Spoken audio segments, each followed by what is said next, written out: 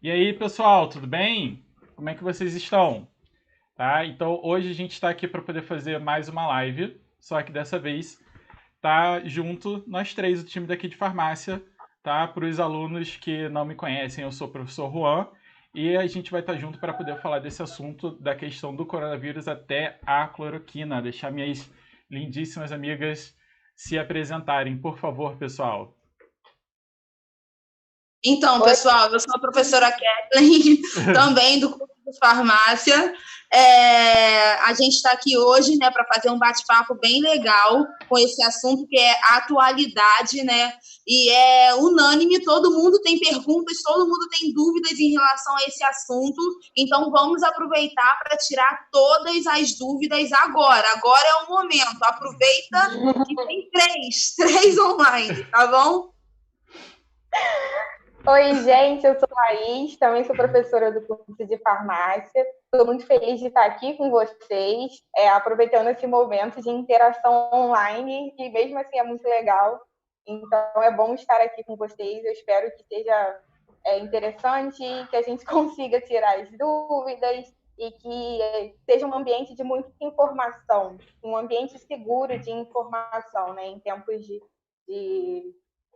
tanto fake, de tanto boato, mas tem gente aí disponível para fornecer informação de qualidade. Então, já para avisar todo mundo, primeiro boa tarde para todo mundo. Tem a Letícia, Felipe, Alcione, Léo, tem bastante gente dando boa tarde aí, tá? Já para lembrar vocês, de repente para os alunos que não estão acostumados com a live no YouTube, existe um atraso de mais ou menos 20 segundos entre a imagem e o áudio que vocês recebem e o chat. Então, quando vocês mandarem as mensagens para gente, vai demorar cerca de uns 20 segundinhos para poder aparecer e a gente lê. O chat vai estar disponível para mim, porque está online no meu canal, tá legal? Mas assim que aparecer as mensagens, eu vou ler, vou falar com as professoras também para a gente poder responder vocês da melhor maneira possível em relação a isso. Tudo bem? Então, para a gente poder começar, a primeira parte do nosso bate-papo, né, esse nosso primeiro tópico, é justamente a questão de onde surgiu o coronavírus. Porque a gente tem bastante papo por aí, né, Kathleen, né, Laís, falando sobre essa questão de onde ele teria surgido, se ele é natural, se ele é de laboratório, né, se a gente já conhece ou não conhece eles. Então, assim, tem muita desinformação correndo por aí e, ao mesmo tempo, muita informação cruzada, que eu digo pelo menos no sentido de que são pedaços de informação correta que vão se chocando e acabam virando uma mentira por você ir misturando de várias fontes diferentes em relação a isso, né?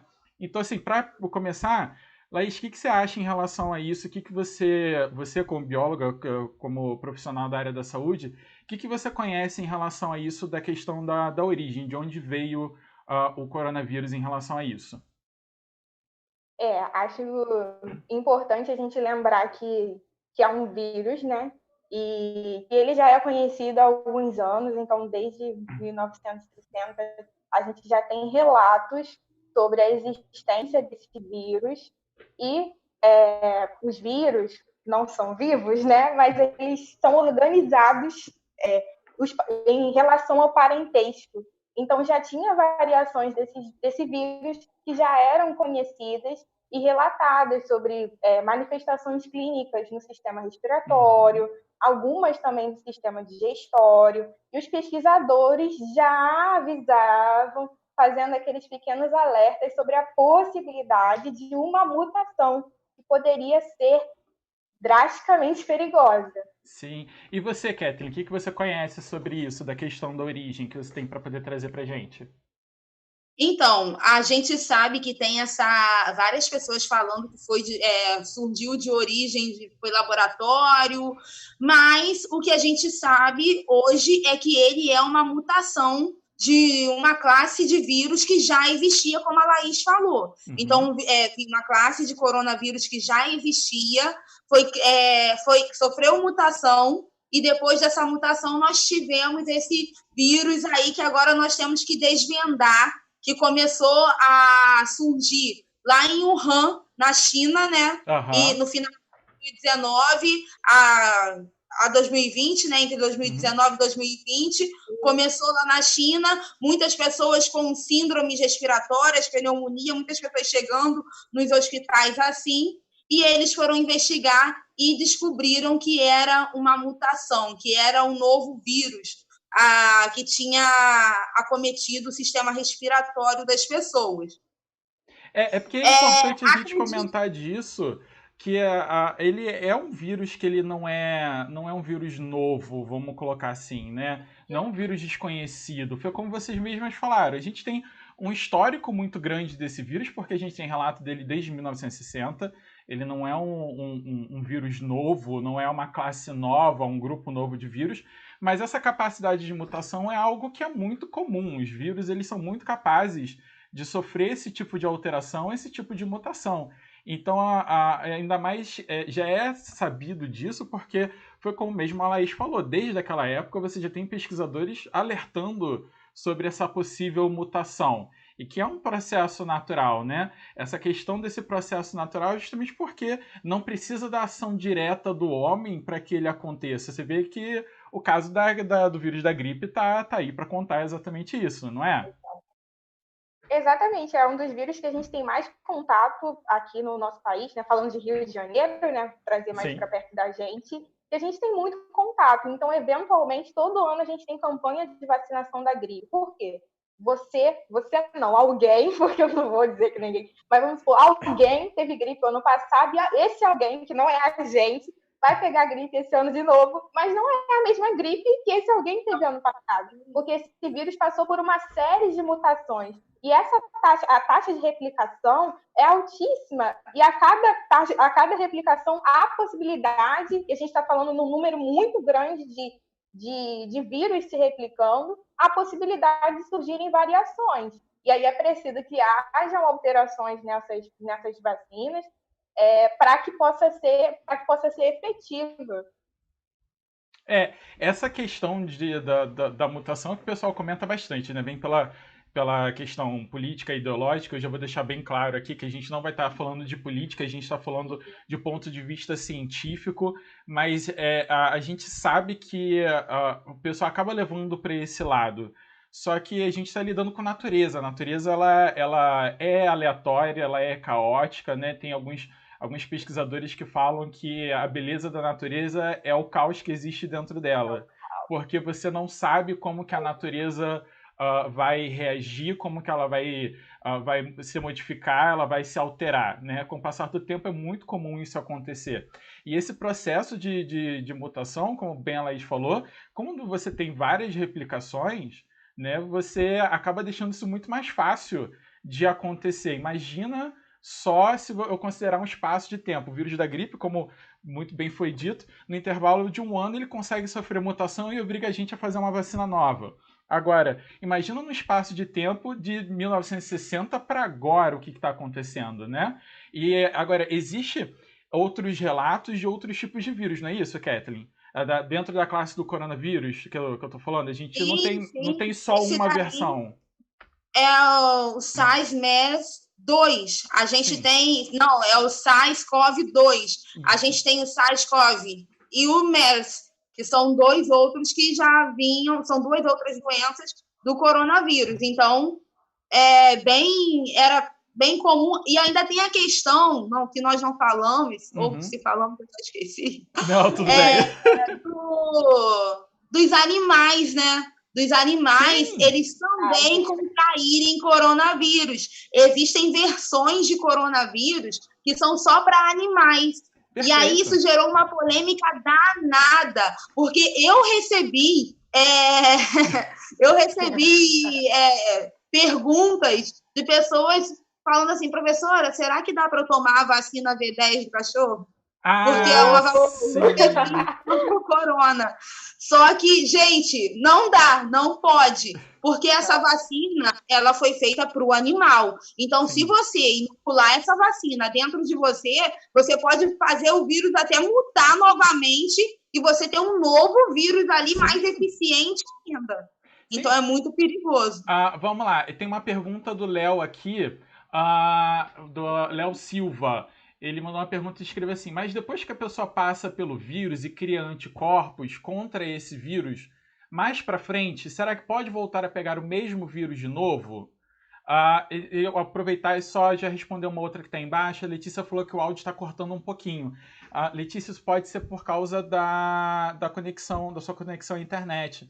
Vai lá na engrenagemzinha, clica lá e diminui um pouquinho a qualidade do vídeo. De repente isso dá uma melhorada, porque antes da gente iniciar a live com vocês, a gente testou várias vezes para poder ter certeza que a live estava direitinha, o som estava direitinho, para poder ficar tudo ok para vocês, tá bom? Mas nessa questão do que o Léo falou, né? De que assim, a pessoa que pegou o vírus, ela desenvolveu anticorpos contra esse vírus, ela pegar novamente, vocês conhecem de algum estudo, alguma coisa que fale sobre isso, sobre a pessoa ter a possibilidade de pegar de novo? Ou vocês já viram alguma reportagem, alguma coisa sobre esse tipo? Aí pode ser qualquer uma das duas. Deu um lagzinho. Eu pensei que você estava perguntando para os alunos. Mas, enfim, você está falando do vírus, a pessoa contraiu o mesmo vírus de novo? A pergunta dele foi justamente nesse quesito. A pessoa já entrou em contato com o vírus, desenvolveu anticorpos contra ele, se ela pode pegar, no caso do coronavírus, né? Se ela pode pegar novamente esse vírus. Vocês conhecem algum histórico, algum relato sobre isso? Então, na maioria das vezes, a pessoa que entra em contato a primeira vez com o vírus, ela cria anticorpos, cria mecanismos de defesa. Sim. Então, quando ela entrar em contato novamente com aquele mesmo vírus, ela vai estar imune. Só que o Covid-19, o coronavírus novo que a gente tem aí, ele é novo. E a gente não sabe exatamente o que está acontecendo com ele. Eu li alguns casos de reinfecção na Coreia, né? Pode ser por isso que o Léo está perguntando. Era isso que eu ia comentar, porque assim, eu vi uma reportagem, isso foi hoje de manhã, eu olhando, eu vi uma reportagem sobre casos de reinfecção na Coreia. E aí eu achei engraçado porque assim, eu tenho esse histórico em relação ao conhecimento de que você desenvolvendo, né, a questão da resistência, você dificilmente pegaria novamente, a não ser que a sua imunidade estivesse muito baixa ao ponto de você não conseguir se defender daquela infecção novamente. E aí eu procurando ver os casos relacionados à reinfecção, me corrijam até se eu tiver enganado, desse da reportagem, eram casos onde eram pessoas que tinham um histórico de saúde debilitado por alguma razão. Isso aí. Né?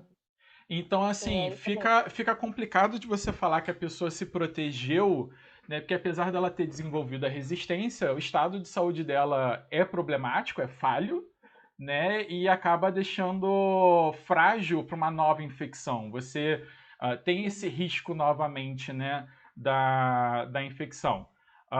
E é importante a gente também lembrar que, já que a gente comentou, voltando para o assunto, né? Da questão do vírus animal, os vírus são extremamente específicos para os grupos. Então, os vírus que afetam os seres humanos não vão afetar animais e vice-versa. É uma das razões do porquê a vacina do cachorro não serviria para a gente em relação a isso, por causa dessa alta especificidade, né, dessa capacidade deles de serem muito específicos em relação a isso.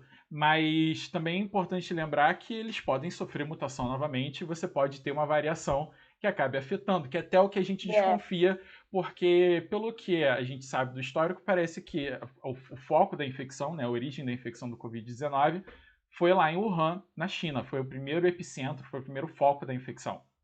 Né? E parece que a contaminação foi relacionada com a questão do pangolim e com a questão do morcego. E aí você tem alguma coisa para comentar sobre isso, Laís, em relação à origem do vírus em relação a esses bichinhos? Sim, gente, não é como se o morcego, o pangolim, eles tivessem espirrado perto das pessoas, ou as pessoas tivessem feito um carinho e tivessem pego. Não foi assim. Sim. As pessoas ingeriram esses animais, né? Comeram esses animais, né? E assim houve o vírus foi de uma maneira assim, é como se ele fosse transportado de Uber para dentro das pessoas. Adorei, E por isso adorei. eles começaram, o vírus foi ali. Então pensa assim, por exemplo, você está ali, você está de boas na sua casa, e aí sua família decide se mudar. E aí, de repente, você é jogado e levado de malas para outro lugar.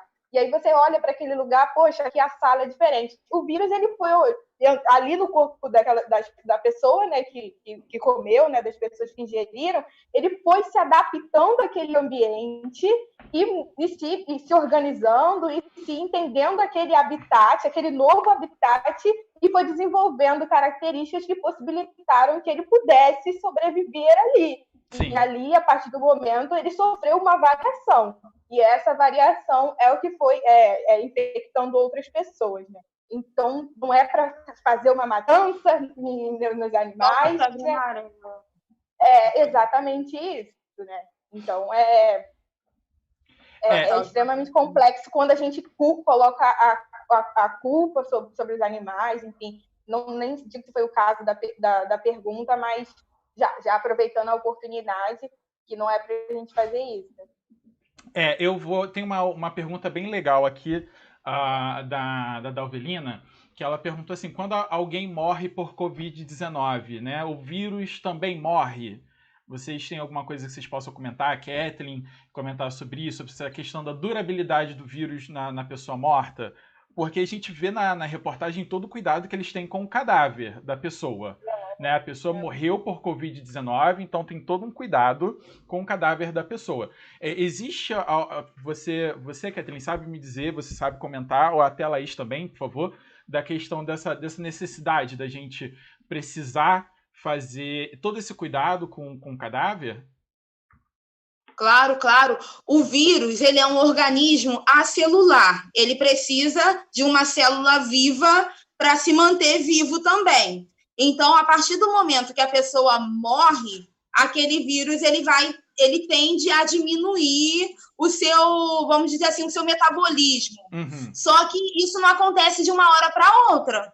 Então, pode ser que durante algum tempo o vírus ainda se mantenha ali na superfície da pessoa, em células que ainda estão nas células da pessoa. Por isso, esse cuidado tão grande depois que a pessoa vem a óbito devido ao Covid-19.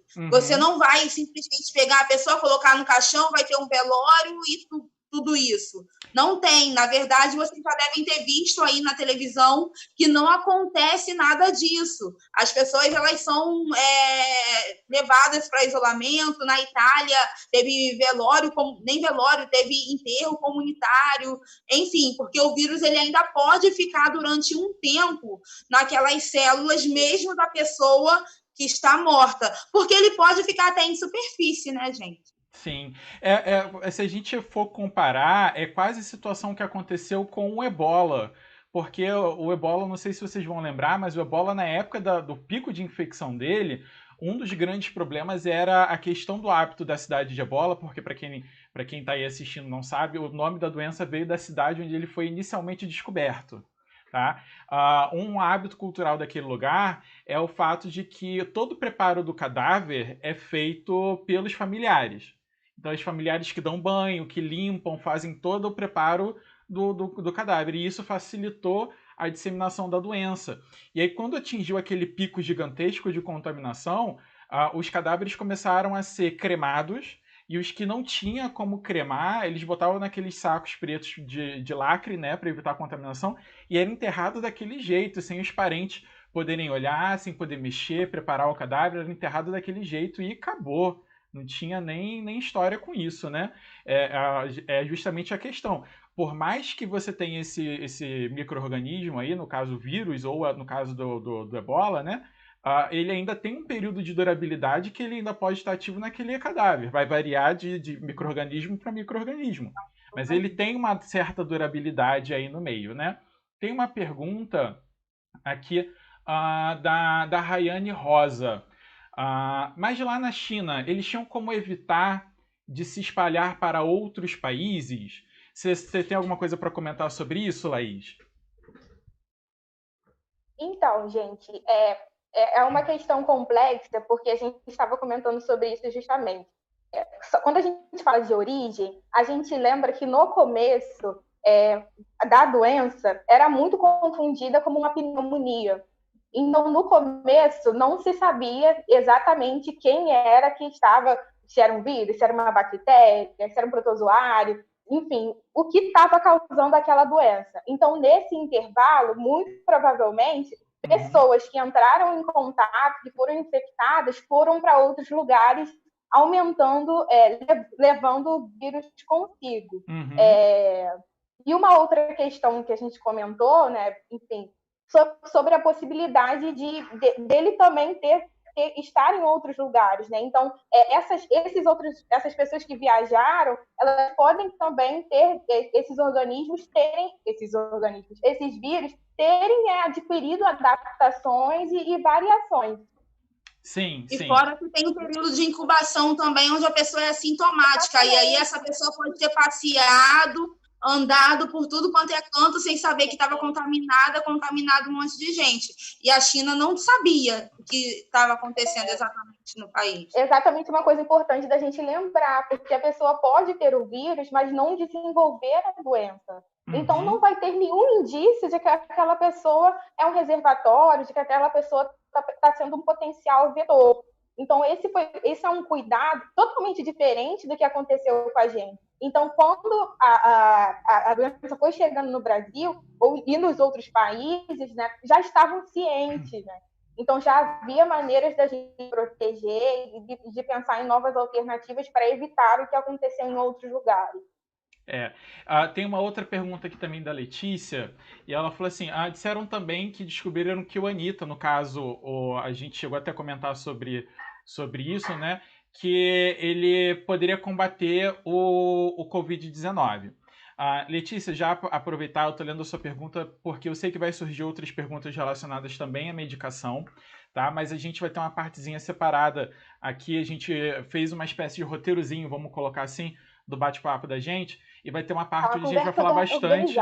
uma conversa organizada. E a gente vai falar bastante sobre isso da medicação, sobre as medicações. Então, assim, fica tranquila que essa sua pergunta sobre a questão do Anitta, a gente vai comentar sobre ela, mas a gente vai comentar um pouquinho mais à frente. Né? A Josiane também mandou uma aqui. Li um artigo da BBC que existe a pneumonia COVID. Então, nem todos os casos a pessoa que está com vírus e sim com pneumonia ou pessoas com doenças respiratórias são mais sensíveis ao COVID? Bom, essa eu vou aproveitar para responder. O que acontece? Na verdade, o COVID, né, de maneira geral, o coronavírus, ele causa infecção respiratória grave. Tá? Todas as versões deles, eles causam alguma síndrome respiratória grave. O que acontece é que, inicialmente, e isso foi o que gerou muita confusão, inclusive até mesmo em algumas reportagens, tá? Inicialmente, ele é diagnosticado como uma pneumonia, porque todos os sintomas são muito parecidos com uma pneumonia, tá? Mas o que a gente também já sabe, que é, no caso, a segunda parte da sua pergunta, é que pessoas com problemas e doenças respiratórias são mais sensíveis, sim, ao COVID, tá? Porque, afinal de contas, ele afeta o trato respiratório da pessoa. Então, se a pessoa já tem algum problema prévio, algum histórico prévio, né, de problema respiratório, você vai ter um problema, tá, por causa disso daí também, né? Vai só agravar a situação, né? A Jamile mandou uma pergunta aqui que é bem legal também, já que a gente comparou com o Ebola, a pergunta dela também é muito boa, porque rola por comparação também. Ela botou assim, tenho ouvido muito falar que a H1N1 morreu muito mais gente. Isso procede? O que você sabe sobre isso, Laís? Então, gente, a gente está, mais uma vez, falando sobre isso. É importante lembrar que quando a gente entra em contato com algum vírus, a gente precisa desenvolver anticorpos, isso foi falado. E o nosso sistema imunológico ele vai combater, né? É como se fosse uma guerra e desenvolver uma estratégia de guerra para combater um determinado invasor, né? Eu sempre procuro fazer essa comparação. E quando a gente fala de H1N1, a gente está falando de um vírus que já está circulando aqui na nossa população há muito tempo, gente, há muito tempo. E, geralmente, as pessoas que chegam a óbito são pessoas com um sistema imunológico fragilizado, com a saúde fragilizada, né? Então, eu acho complicado fazer essa comparação, assim, pessoalmente falando, eu acho complicado, visto que é um vírus que a gente não conhece, né? Que os pesquisadores estão trabalhando muito, rapidamente foi feito um mapeamento genético para tentar descobrir exatamente como que ele funciona, quais medicamentos podem ser utilizados e, principalmente, para a gente chegar ao desenvolvimento de uma vacina. E você, Kathleen, o que você pode comentar sobre o assunto? Então, exatamente isso que a Laís falou. É complicado você comparar uma doença que já existe há algum tempo com uma doença que surgiu agora. H1N1, a gente tem até vacina. A gente teve muitas mortes, sim, só que a Covid-19 ela é nova. Então, a gente ainda tem um cenário ainda a se cumprir com a Covid-19. E esse cenário, ele pode superar H1N1 ou não. Então, passado, presente e futuro, aí tudo muito junto e a gente tendo que rever tudo isso. Porque, assim, é válido a gente lembrar que nesse quesito de você comparar duas doenças diferentes, vale lembrar que o quadro de H1N1, como vocês mesmos falaram, são conhecidos há muito tempo. A gente conhece H1N1 há bastante tempo. A gente tem conhecimento sobre isso. Quando teve aquela versão que deu surto de H1N1 há um tempo atrás, a gente demorou a entender e a gente demorou a correr atrás, vamos colocar assim por falta de expressão melhor, para poder segurar até mesmo questão de óbito. Com a Covid, a gente está tendo ações para poder fazer esse controle, essas ações estão sendo bem drásticas. Então, eu acho complicado você comparar também dois cenários onde os cuidados que a gente está tendo com as doenças são diferentes. Porque, se você for parar para pensar, a gente pode falar de peste negra, que dizimou milhões na Europa durante a Idade Média, e existe justamente essa questão. Se eu for pensar por comparação, por que então a peste negra seria extremamente pior? Mas hoje em dia a gente ainda tem peste negra. Por que causou tanto problema antigamente e hoje em dia não causa? É a questão de que hoje a gente sabe como cuidar, a gente entende como que se cuida e a gente se preocupa com esse cuidado porque a gente sabe o perigo que essa doença pode ter. Então, eu acho que são situações onde a gente não pode comparar muito as doenças, porque os cuidados relacionados a cada doença são diferentes. A gente tem situações muito diferentes entre uma e outra. Também, né, amor? Os momentos são momentos diferentes para a ciência, são momentos diferentes. Muitos medicamentos já foram descobertos. Sim.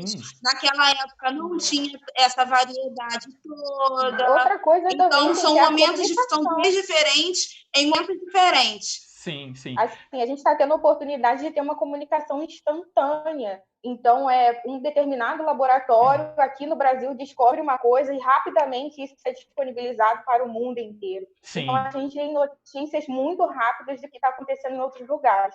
Uma outra coisa que eu queria comentar é que nós precisamos ser disciplinados a trabalhar com a prevenção. Eu acho que a gente está muito acostumado, e eu não estou falando isso para vocês, acho que isso é para mim, primeiramente, porque a gente sempre parte do princípio de buscar alternativas ou tratamentos para resolver os problemas, mas a gente precisa trabalhar com a prevenção. Isso não só... E aí vocês podem devagar e pensar sobre todas as doenças que a gente tem em circulação, outros casos, porque é importante que a gente trabalhe com a prevenção, porque investindo em prevenção, a gente não vai precisar investir no tratamento, ou não vai precisar investir no tratamento dos doentes. E isso é super importante, fora o desgaste, fora as respostas que isso vai ter na vida das pessoas. E aí a gente entra, não é só uma doença que traz consequências, vai trazer consequências físicas e psicológicas, então é super importante a gente pensar em todo esse quadro nesse momento, né? E é isso que é importante ter essa visão interdisciplinar, embora sejam 3 biólogos conversando, mas a gente precisa ter essa sensibilidade, né? E eu acho legal a gente falar sobre isso. Eu vou aproveitar, tem 2 perguntas que foram lançadas aqui que são muito parecidas, que é a do Léo e a do Arthur Silva. Eles estão falando em relação à questão justamente de prevenção, né? O Léo falou sobre a questão do uso de máscara, luva e tal, sobre a questão da peste negra. O Arthur também perguntou se a máscara realmente protege. Aproveitar e comentar sobre isso, já que eu trouxe o assunto da peste negra, né? Que assim, quando a peste negra aconteceu, a máscara utilizada na época e a luva utilizada na época, elas não eram descartáveis, elas não tinham a qualidade tecnológica que a gente tem hoje. Então, assim, mesmo com luva e máscara daquela época, a doença se espalhou muito rápido. E quem tinha acesso à máscara naquela época era só os médicos, deixar bem claro. Tá? Então, assim, não tinha. Isso daí acabava atrapalhando. Na questão da máscara, a gente sabe sim que a máscara funciona. Né? Me corrija até se eu estiver enganado, se não me engano, a máscara comum cirúrgica tem uma eficácia de bloqueio do caso do coronavírus em torno de 90%, 92%. Né? A N95, que é o modelo mais específico, vai até 98, 99 ponto alguma coisinha. Mas se você parar para pensar, é melhor você estar protegido 90, 93 do que você não estar protegido com nada. E você pensar que é um material que é descartável, né, para um material que da época da peste negra não era descartável, você reutilizava com muita frequência. Então, assim, é muito drástica a diferença, né?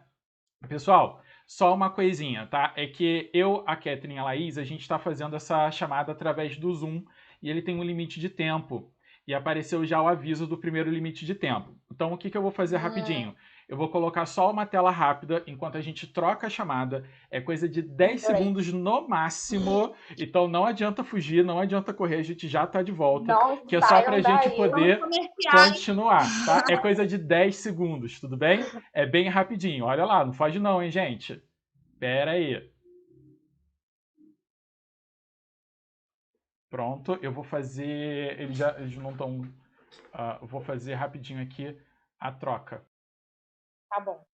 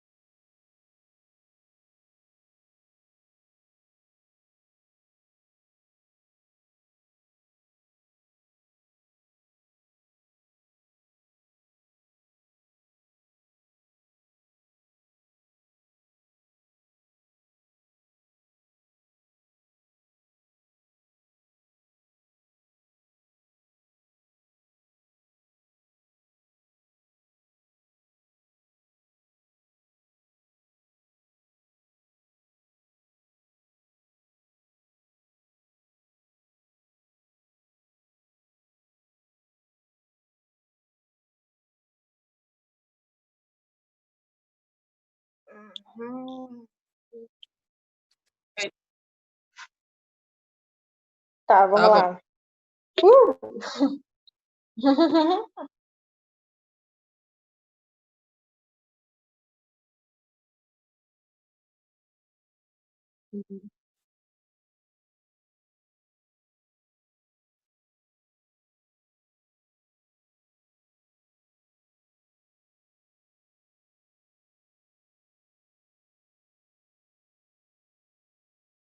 Então, os sintomas, eles vão ser sintomas parecidos com a pneumonia.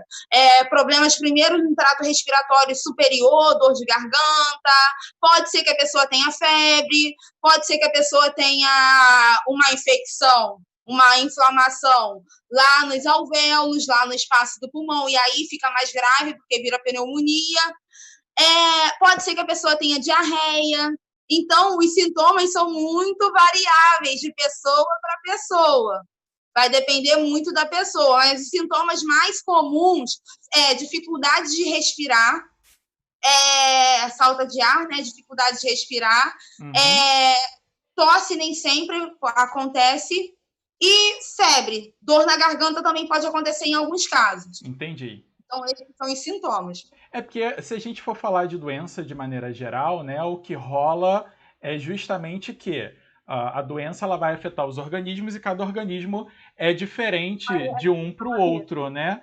Então a maneira como vai acontecer, né, da pessoa desenvolver os sintomas, acaba sendo diferente, porque se você parar para pensar, né, a gente tem um quadro de aproximação de sintomas, não é isso?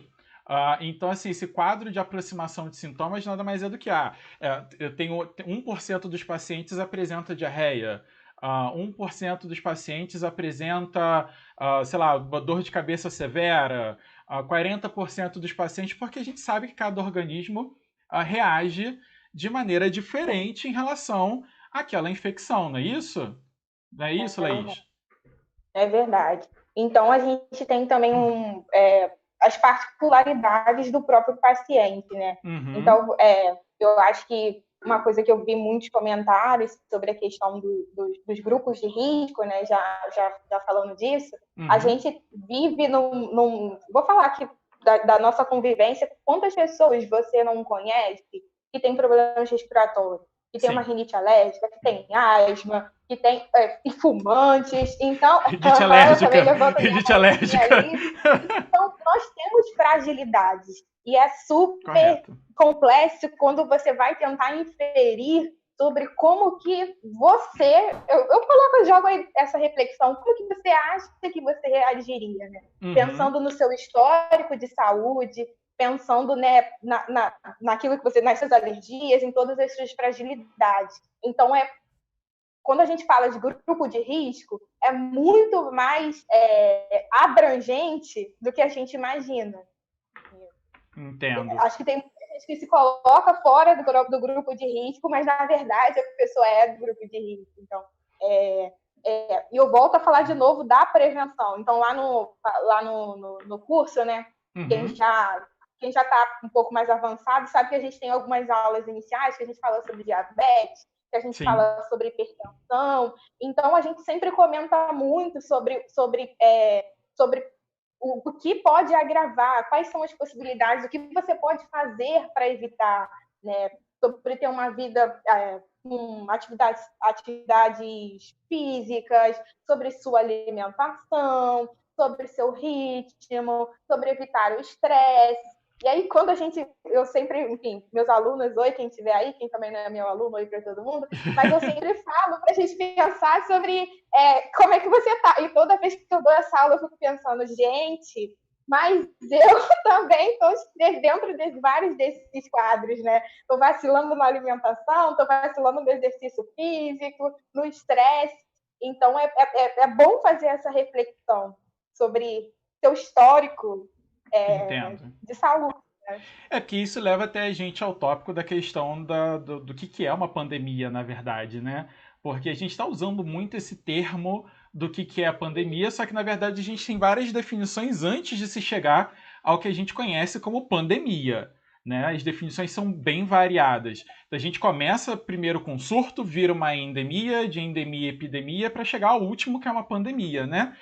Kathleen, você consegue dar para a gente uma definiçãozinha do que seria um surto de uma doença? Então, o coronavírus, por exemplo, ele surgiu em Wuhan como um surto. Ele surgiu ali, uma doença que só estava naquele vilarejo, naquele lugar, naquelas pessoas. Então, era uma doença muito restrita àquele momento, àquele local. Então, a palavra-chave mesmo é estar restrito, é isso? Exatamente, aquele momento e aquele local, e o local ser um pouquinho menor, tá? Claro, o local, claro. Por exemplo, era um vilarejo, era ali uma cidadezinha pequenininha. Porque a gente tem outros termos que você já até falou aí, que são os termos de epidemia, pandemia e endemia. Sim. E aí,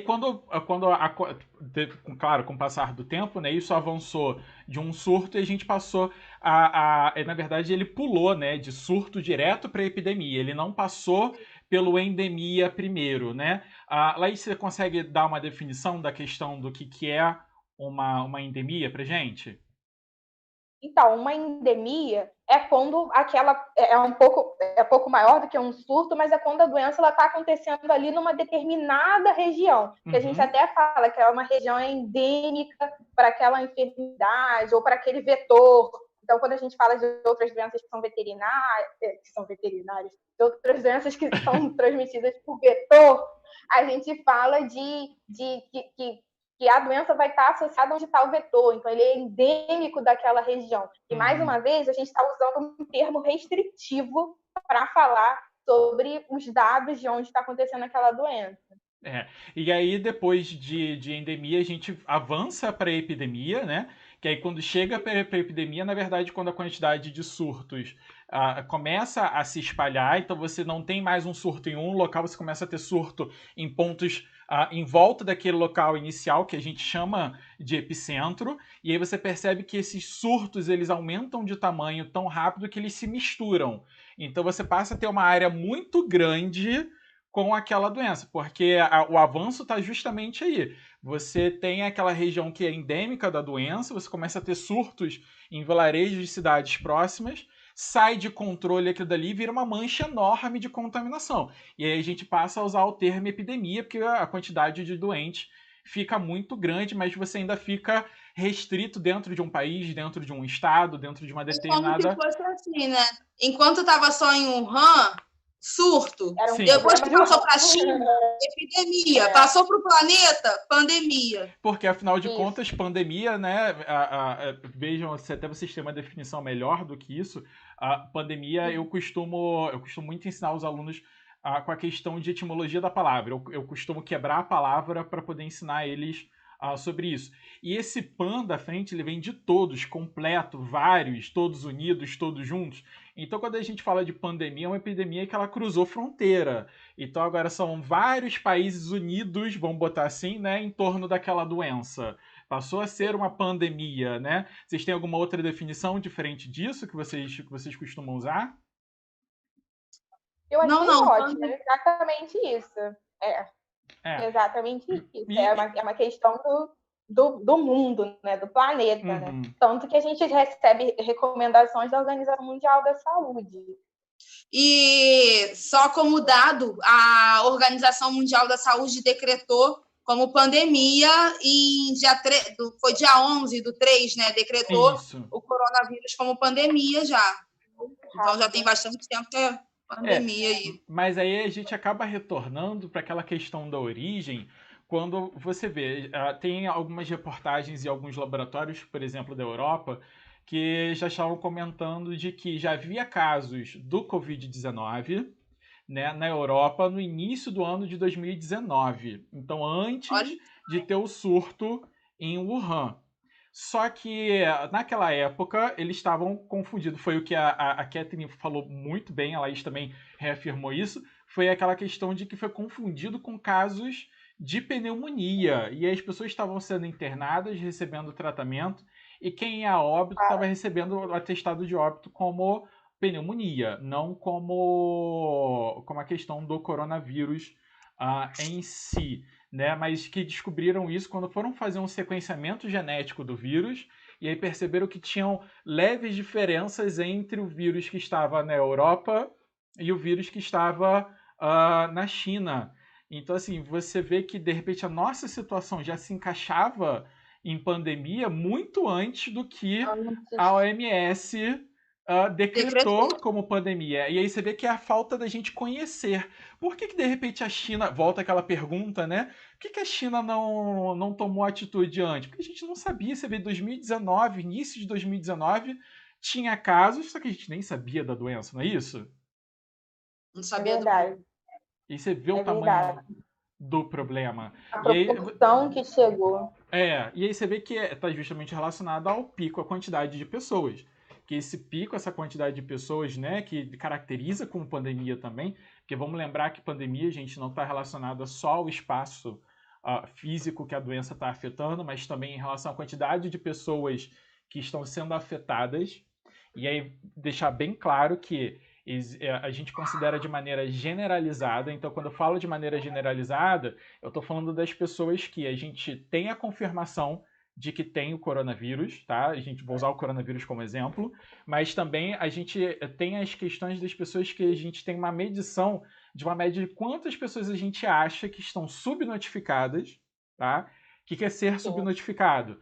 A pessoa tem a doença, mas houve erro de diagnóstico, ela não procurou auxílio médico, ela não foi testada, tudo bem? E as pessoas que ficaram contaminadas, mas se tornaram assintomáticas. Existe um cálculo para isso, onde a gente estima uma certa quantidade de pessoas. Então, quando a gente junta o valor confirmado de pessoas doentes com essa estimativa, quando esse valor é muito alto, a gente caracteriza como pandemia, e entra nessa caracterização de pandemia, né? E aí leva a questão do tópico da curva epidêmica, que é uma coisa que é muito falada hoje em dia. A gente ouve falar do pico de epidemia, do pico da pandemia, e aí houve promessa para abril, para março, para abril, para maio, tá, tá só várias reclamações, porque o pico não chegou. Não chegou, né?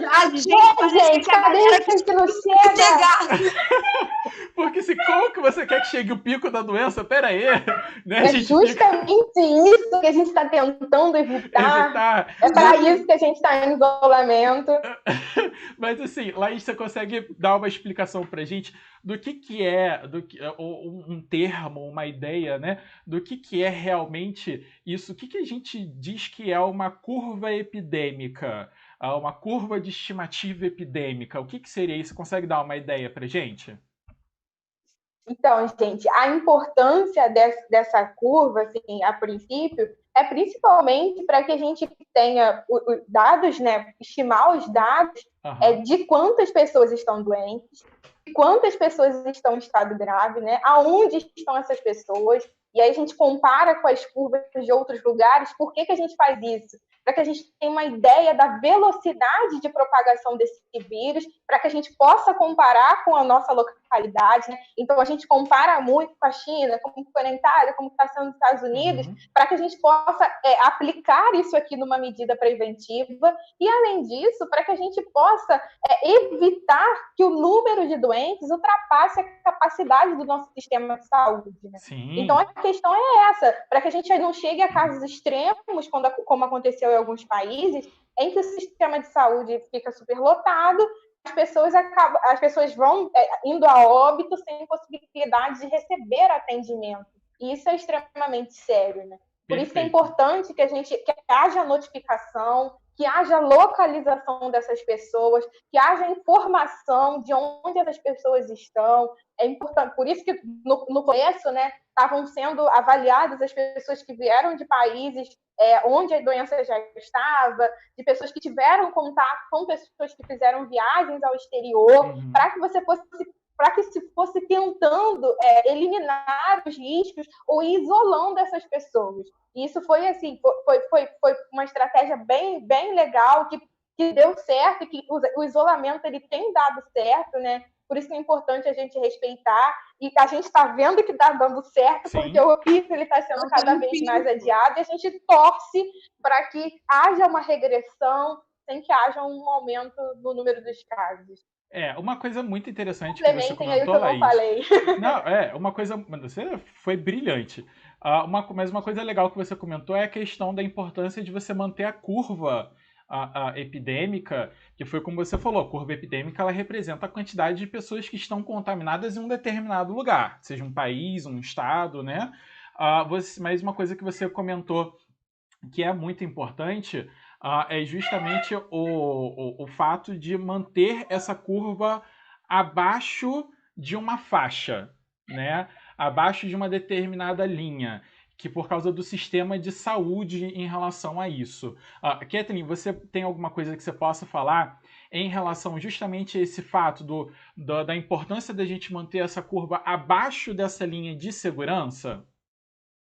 Então, nós temos uma linha que seria a linha que, vamos dizer assim, que o sistema de saúde do nosso país suporta, do nosso país, do nosso estado, suporta. E o achatamento da curva é exatamente isso. Você desacelerar o número de pessoas contaminadas para que você fique sempre abaixo dessa linha que o sistema de saúde comporta. Porque se todo mundo sair pela rua, todo mundo for para a rua, contaminar um ao outro, e o pico subir, aí você tem a linha do sistema de saúde aqui, olha o que vai acontecer.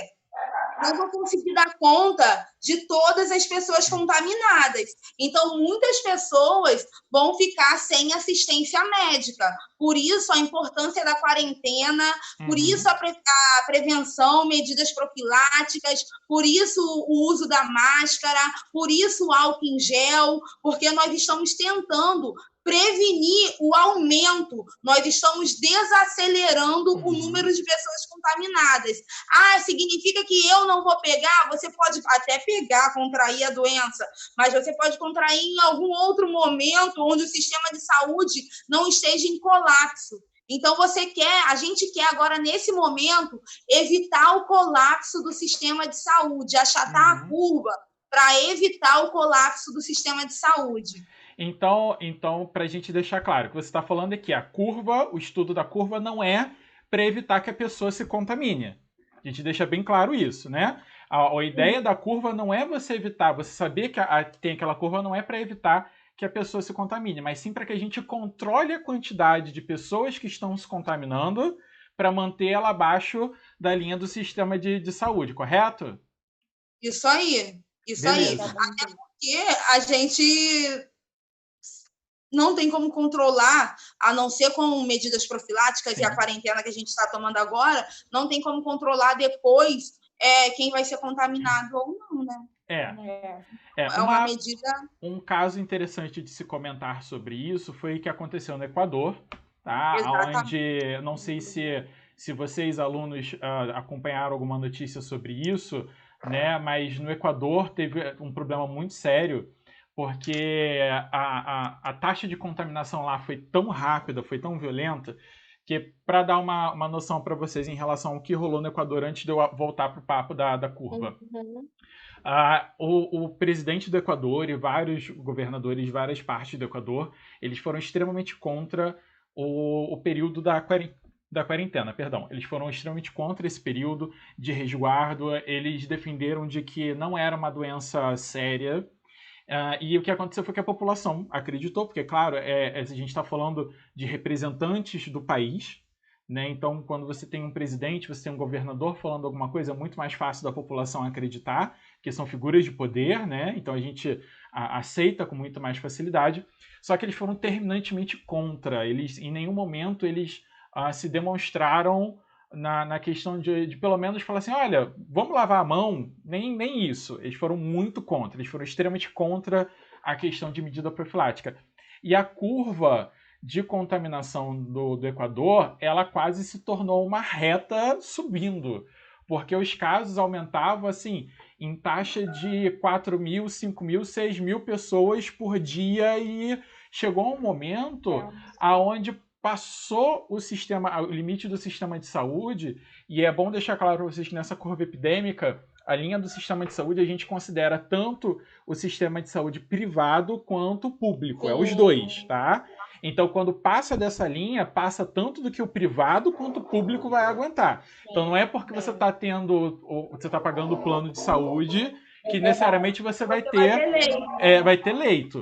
E aí o que acontece? Subiu de maneira tão violenta que o Equador não conseguiu dar conta. O sistema de saúde do Equador, tanto público quanto privado, ele entrou em falência, ele faliu, tá?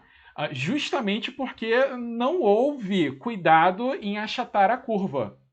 Porque quando a gente faz essa previsão, e aí vocês me corrijam se eu estiver enganado, essa previsão de, olha, vai ter o pico está previsto para acontecer em março, aí ele não acontece em março. Aí a gente troca para uma previsão nova, olha, o pico vai acontecer provavelmente final de março para início de abril, não acontece.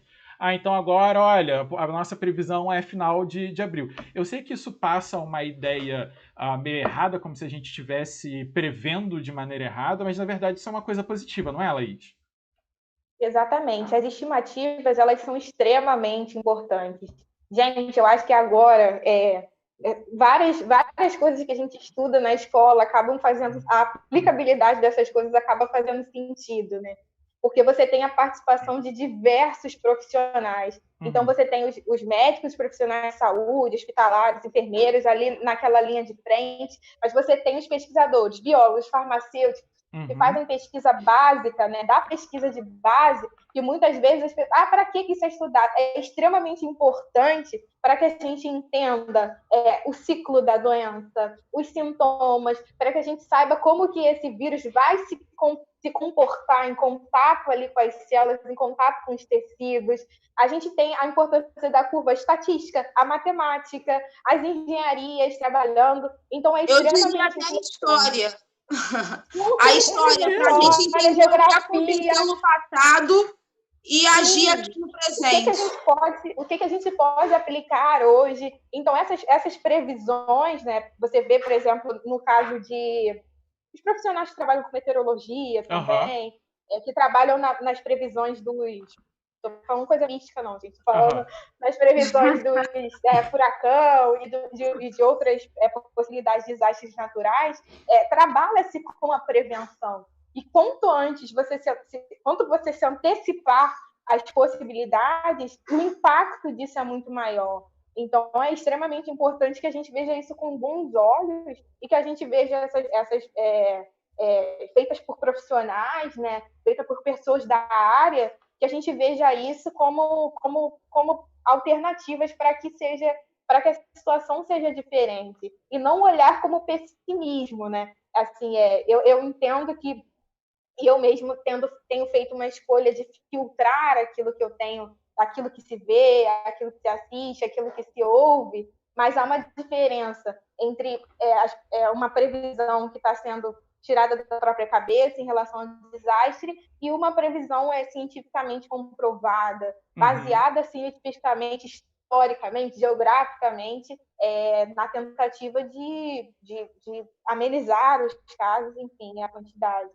É porque assim, quando a gente fala disso da questão de você ter uma previsão do pico, é porque a gente olha, se não mudar nada do que está se fazendo agora, a nossa previsão é que o pico da doença aconteça nessa faixa de tempo. Só que se não está acontecendo é uma coisa boa, porque afinal de contas quer dizer que a gente está se prevenindo e está empurrando isso mais para frente. E eu acho legal também da gente comentar que é justamente, toda vez que você olha a previsão do pico está menor do que a previsão anterior. Então, assim, a gente está se prevenindo de tal maneira que até o pico está caindo. Então, quando se fala para você ficar em casa, é justamente para que esse pico vá cada vez mais para frente, para ele não acontecer.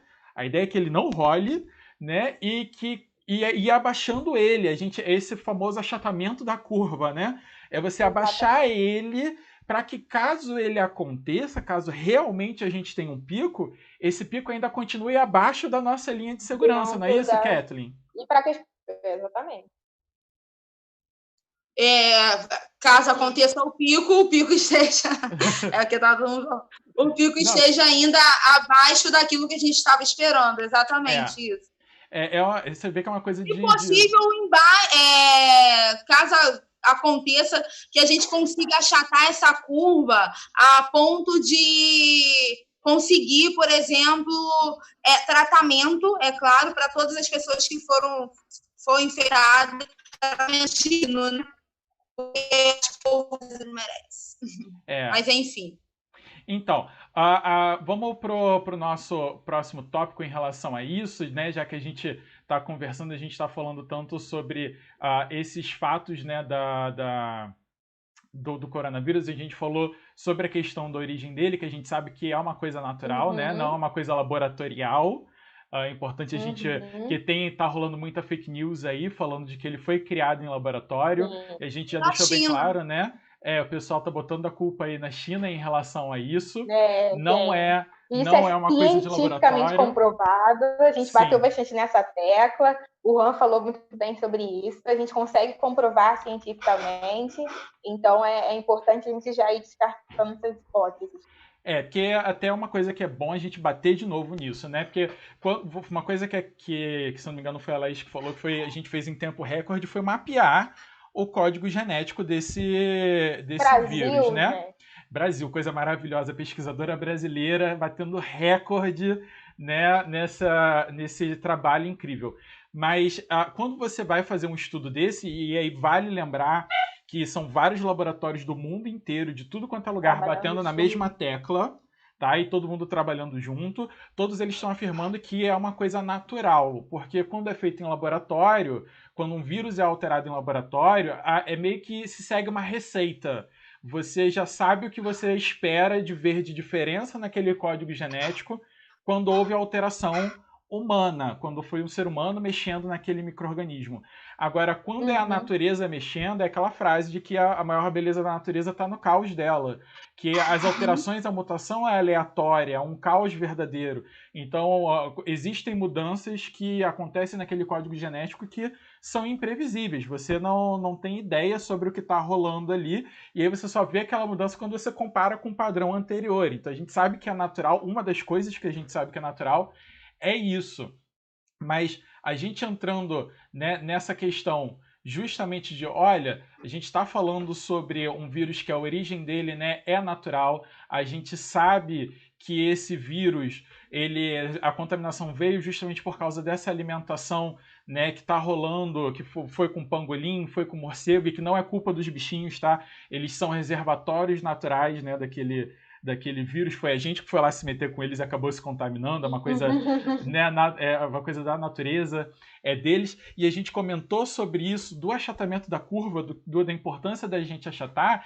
Entra agora justamente essa parte do papo, que é uma coisa que inclusive já veio pergunta aí no chat, tá? Eu não ignorei vocês, estou deixando bem claro, porque a gente separou um momento aí da nossa conversa para falar sobre isso, que já veio pergunta da cloroquina, tá aí no chat, e a gente vai comentar sobre isso agora, tá? E vem a questão do que é a cloroquina e do para que serve a cloroquina. Porque a cloroquina não é um remédio novo, a gente conhece ela há bastante tempo. A cloroquina é um remédio antigo, se a gente for parar para pensar, comparando até com outras medicações. Mas esse uso da cloroquina agora com o Covid-19, que é a doença, deixar bem claro, o nome da doença é Covid-19, tá? O nome do vírus é SARS-CoV-2, né? Mas quando a gente fala disso da cloroquina, o que é a cloroquina em si? Você tem como dar uma palavrinha do que é a cloroquina, Laís? Sim, então é um medicamento já conhecido, como o Juan bem falou, que é utilizado classicamente no tratamento de malária, que é uma doença vetorial, que acontece em regiões tropicais, tem bastante lá na África também, que tem um efeito antiviral. Também foram feitos alguns testes, e além dessas doenças, também doenças autoimunes, e já é um medicamento conhecido, né? Então, o objetivo é que, como se já tem um medicamento no mercado, é importante falar que o processo para a liberação de um medicamento é um processo longo. É extremamente antiético que as pessoas sejam feitas de cobaia, gente. Isso não acontece. Então, há um processo muito longo para que um medicamento seja colocado no mercado. Então, falando para o nosso curso de farmácia, né, vocês bem sabem disso, que existem indicações, existe a bula, existem contraindicações para o uso do medicamento de acordo com a situação de cada paciente. Então, como já é um medicamento que já está no mercado, já se conhece a atuação dele antiviral, se teve-se essa sacada, opa, vamos testar esse medicamento que já está aí, vamos testar ele no tratamento se ele pode funcionar contra o coronavírus. Gente, a gente acaba tendo que fazer mais uma pausa pelaquela questão do programa que eu já falei com vocês, né? Que ele tem um limite de tempo pra gente poder fazer isso aqui. Vai ser o mesmo esquema, eu vou botar uma telinha rapidinho para vocês aqui. A gente troca a chamada, é rápido, é coisa de 10 segundos, não sai daí. A gente já volta, é rapidinho, tá? Tá bom. Vamos lá.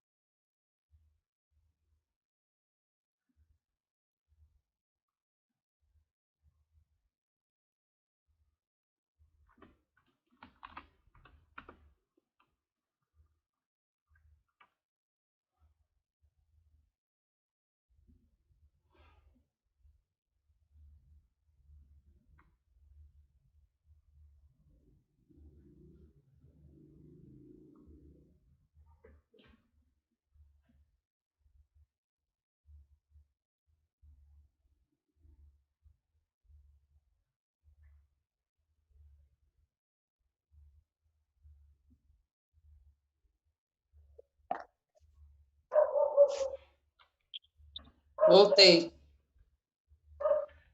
Falta Laís.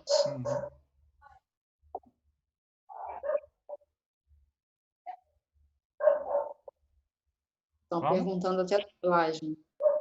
Você tá vendo? Pessoal. Eu vou abrir. E aí, o que acontece? Então, para a gente poder voltar, né, nesse papo da cloroquina, como a Laís bem disse, é justamente a questão, né, de ser um remédio já conhecido. A gente já sabe como que esse remédio é. Tem a questão da gente já conhecer efeito colateral, a gente já sabe dessas coisas todas, né, em relação a ele, mas é importante da gente também comentar, né, de que ele é um remédio que servia para outras coisas e agora que a gente está tentando fazer uma adaptação. Não é isso, Kathleen? Ele é um remédio que servia para outras doenças e agora a gente está tentando adaptar, não é? Como a Laís falou, um medicamento para malária, para lúpus, artrite reumatoide, febre reumatoide, doenças imunossupressoras. Então, é um medicamento que eles estão tentando associar junto com a azitromicina para tentar ter um resultado. É importante lembrar também, a gente vai falar isso daqui a pouco, que muitos testes eles fazem in vitro. E aí a gente depois vai fazer esses testes em pessoas. E quando vai fazer em pessoas, a gente tem um metabolismo, a gente tem um organismo, a gente tem um corpo humano. Então, a complexidade é muito mais difícil, é muito pior, é muito mais complexo você fazer um teste dentro de uma garrafinha e você fazer um teste dentro de um ser humano. Então, a gente tem que ficar de olho nisso daí também, né? Eu tive um professor, na verdade, uma professora minha da faculdade, que ela brincava que, assim, dentro do tubo de ensaio, tudo dá certo. Mas quando você vai para a realidade, você vai para dentro de um organismo, né? É completamente diferente. E mesmo no tubo de ensaio, são feitos muitos testes quando você está trabalhando com uma determinada possibilidade de alguma droga. Tenho colegas que trabalham com inseticidas, com vários outros produtos, né, biotecnológicos, que eles vão, químicos e biotecnológicos, que você vai ali no in vitro, naquele tubo de ensaio, são várias possibilidades. Então, entra temperatura, entra tempo, entra dose, o que torna tudo extremamente complicado. Eu, inclusive, aproveitar para comentar disso, a questão de teste, deixar bem claro para vocês, gente, quando vai criar um remédio novo, ele passa por uma fase de testes muito longa. É por isso que você tem remédio, você tem não só remédio, mas também várias outras drogas ou substâncias que são utilizadas no dia a dia. Vacina. Elas passam por teste. Vacina. E aí Porque tem uma galera achando que daqui a um mês vai ter vacina. Pode ser que não, mas é só por sorte. Mas acontece justamente isso de que, assim, você tem essa questão, né, de você fazer o uso de um remédio que você já conhece para você já prever alguns efeitos colaterais, porque é importante a gente deixar bem claro, né, justamente isso. O efeito colateral de um remédio que a gente já conhece, a gente já sabe o que esperar. Tanto que é uma das coisas que foi problema agora nos testes da cloroquina, porque, gente, vou deixar bem claro que são testes que estão sendo feitos aqui no Brasil, nos Estados Unidos, na Inglaterra, em Portugal, foi testado na China também, e todos eles tiveram os mesmos resultados. O CDC, por exemplo, que é o Centro de Controle de Doenças Infecto-Contagiosas dos Estados Unidos, é como se fosse a Anvisa daqui do Brasil, tá? Ele, inclusive, agora está desaprovando o uso da cloroquina em pacientes, justamente porque o que foi descoberto com os testes que a gente tem agora é que, assim, quando você usa as doses, que a gente sabe que são doses seguras da cloroquina, ela não tem efeito clínico desejado. Tá? Ela não tem um efeito clínico que você espera. Quando você vai para uma dose que a gente sabe que vai fazer efeito no vírus, o que vai acontecer é que a gente aumenta tanto a dose daquele remédio, que aí os efeitos colaterais vêm com força total. E aí os efeitos colaterais... Pode se tornar uma dose letal. local. Exatamente. E aí, me corrijam até, me lembrem caso eu esqueço de algum, mas assim, você tem dano muscular severo, crise epilética, baixa de células vermelhas, de contagem de hemácias. Tem a questão de arritmia cardíaca, que é o mais sério. Inclusive, a gente teve uma menina aqui no Rio de Janeiro, novinha, que estava fazendo tratamento com cloroquina, que morreu devido ao efeito colateral da cloroquina, né? Então, assim... Teve um médico também que estava se automedicando e morreu devido à cloroquina também. Então, assim, profissional da saúde. Não é um remédio que ele é milagroso do jeito que está sendo prometido. Né? Então, assim, a gente está fazendo teste, a gente está fazendo estudos para isso. E é justamente esses estudos que vão levar a gente a descobrir mais sobre, né? Então, assim, igual falaram da questão do Anitta, por exemplo, né? Do remédio para antifúngico, ele também para outras coisas, mas que foi testado, é coisa que ele está sendo testado em laboratório primeiro, a gente não sabe como que vai funcionar, né? Mas deixa eu só fazer um comentário que teve uma mensagem aqui muito legal, tá? Que veio aqui para Laís, que está escrito assim, ó: parabéns, minha neta linda Laís, vovô Alberto, estou feliz pela sua linda família, tá? Tem que trazer e falar, porque eu acho muito legal essa participação do familiar, foi muito bonitinho. Ai, gente, assim, aproveitar, gente, falando para os nossos alunos, pessoal do Sebrae, que é ótimo estar aqui, a gente está morrendo de saudade. Verdade. Eu acho que o que dá ânimo para o nosso trabalho é ver as carinhas de todo mundo, é chegar lá e dar oi para as meninas do CRA, dar oi para a galera da recepção, enfim, encontrar com vocês no nosso dia a dia, acaba uma turma, opa, me presta controle, não sei o quê, e toda essa correria. Então, mas do mesmo jeito, eu acho que estar aqui, cada um na casa, é importante. É necessário agora, nesse momento. Sim, e ser relevante. Então, enfim, não é um tchau não, gente, mas já agradecendo a todo mundo que está aí daqui a pouquinho, vamos pensar assim. Agradecendo, sim, porque todo mundo está assistindo a gente, todo mundo que está aproveitando. Eu acho que, inclusive, é a valorização do nosso trabalho, então estar assistindo demonstra pra gente que vocês levam em consideração aquilo que a gente fala. Então, assim, para mim, isso é muito gratificante, porque vocês estão dizendo, professora, você está sendo professora. E eu acho que... Ai, gente... Não me deixa insensível. Não. Mas uma pergunta muito legal que surgiu aqui, que foi da Marilene, ela falou assim, olha, e sobre o plasma, a questão da plasmaferese, a transferência de plasma, vocês podem falar sobre isso? E eu acho legal da gente comentar que, assim, você fazer um tratamento com remédio e você fazer o tratamento com plasmaferese, com transferência de plasma, é diferente. Né? São duas técnicas de tratamento bem diferentes uma da outra. Kathleen, você tem alguma coisa que você possa comentar sobre essa questão da transferência do plasma? De repente, como que acontece, como que é? Para quem não sabe ainda, não chegou ainda nessa parte do módulo, o plasma é uma parte do sangue. Correto. E é ali que ficam os anticorpos. Então, eles estão utilizando o plasma de pessoas que já foram curadas do coronavírus para pessoas que aí estão em tratamento. E estão sendo feitos vários testes. E aí a gente entra dentro daquela questão de testes que podem dar certo e podem não dar certo. Eu estava lendo um artigo que na França esses testes com plasma estão sendo bem sucedidos, mas pode ser igual a cloroquina, gente. Há 2 semanas atrás, a cloroquina era o medicamento que ia salvar a população do mundial. E hoje em dia a gente tem um pezinho em relação à cloroquina. Então a gente tem que ir, mas tem que ir com bastante cuidado.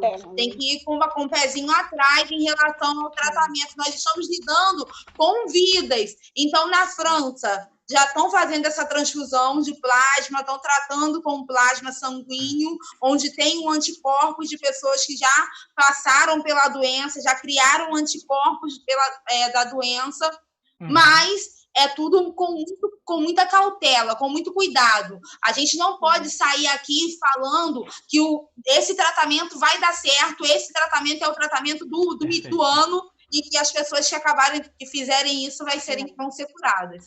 É porque assim, você pegar uma medicação, no caso, medicação não, estou pegando o plasma da pessoa, que já tem um anticorpos da pessoa que já ficou doente, está curada, você vai ter uma melhora do paciente que está doente ao ele receber essa transferência, porque afinal de contas ele está recebendo aquele anticorpo já pronto. Mas não quer dizer que ele vai melhorar de uma hora para outra, não é isso, Laís?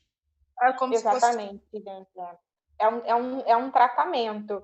E ainda tem a interação desses anticorpos no organismo, isso precisa ser estudado.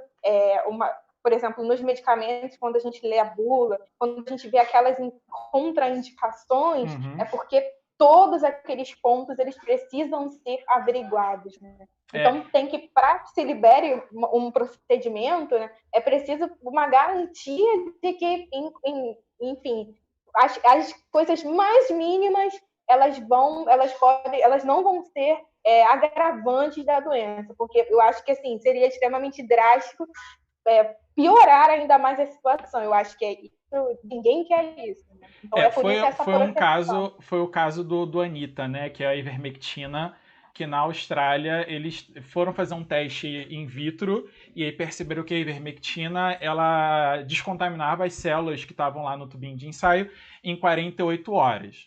Né, havia aquela limpeza. Só que a gente volta àquela coisa que a gente já comentou, que assim, dentro do tubinho de ensaio, tudo é lindo e maravilhoso.